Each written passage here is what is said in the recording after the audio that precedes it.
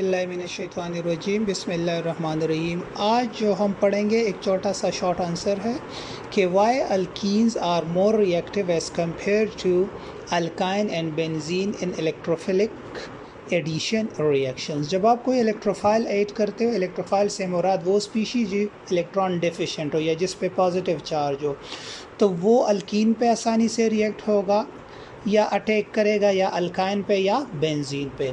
सब आप याद रखिएगा। सबसे पहले बॉन्ड लेंथ आप देखें, अल्कीन का बॉन्ड लेंथ 1.34 है, अल्काइन का बॉन्ड लेंथ 1.19 एंगस्ट्रॉम है, और बेंजीन में अगर आप डबल बॉन्ड लो या सिंगल लो वो 1.39 एंगस्ट्रॉम है। क्यों है? बिकॉज यहाँ पे रेजोनेंस होते हैं। रेजोनेंस की वजह से डीलोकलाइजेशन ऑफ इलेक्ट्रॉन्स होते हैं, जिसकी वजह से बेंजीन के मॉलिक्यूल का सिंगल और डबल जो बॉन्ड इनके अंदर होते हैं वो दोनों अप्रॉक्सीमेटली 1.39 एंगस्ट्रॉम के बराबर होते हैं।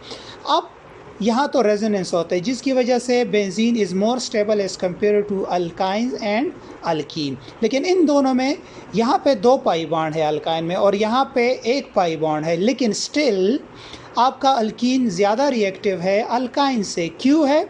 क्योंकि अगर आप अल्कीन को देखें तो इसकी बॉन्ड लेंथ 1.34 एंगस्ट्रॉम है, सो दोनों न्यूक्लियाई का इन्फ्लुएंस इलेक्ट्रॉन्स पे कम होता है। और अगर यहाँ पे आप देखें तो दोनों न्यूक्लियाई का इन्फ्लुएंस इलेक्ट्रॉन पे ज़्यादा होगा जो बॉन्डेड इलेक्ट्रॉन है। क्यों? क्योंकि इनकी बॉन्ड लेंथ कम है, दोनों जो एटम एक दूसरे के नज़दीक है, सो न्यूक्लियाई का इन्फ्लुएंस इन शेयर्ड इलेक्ट्रॉन पे ज़्यादा होगा। सो जिसकी वजह से बॉन्ड लेंथ यहाँ पे कम है, so this is more stable and this is less stable.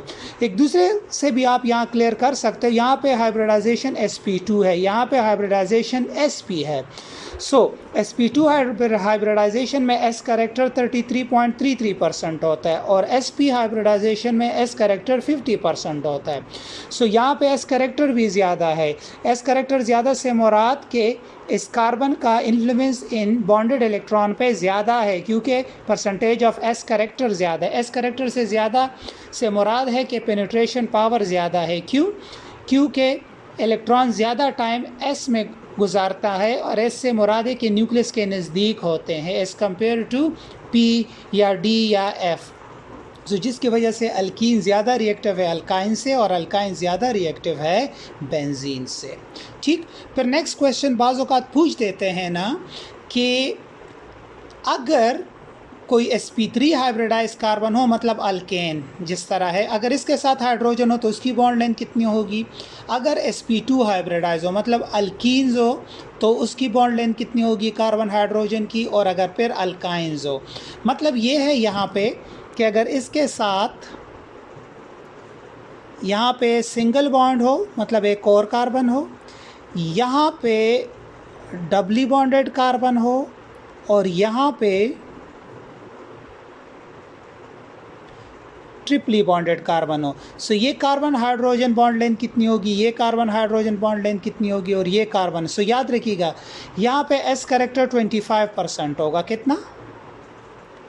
25% s character. यहाँ पे s कैरेक्टर होगा 33.33%, यहाँ पे s कैरेक्टर होगा 50%। सो जितना s कैरेक्टर ज़्यादा होगा, हाइड्रोजन के इलेक्ट्रॉन को अपनी तरफ ज़्यादा पुल करेगा, तो distance between carbon and hydrogen कम। सो इसलिए यहाँ पे जो बॉन्ड लेंथ है 1.058 एंगस्ट्रॉम है, यहाँ पे जो बॉन्ड लेंथ है वो 1.08 एंगस्ट्रॉम है, और यहाँ पे जो बॉन्ड लेंथ है 1.09 एंगस्ट्रॉम है।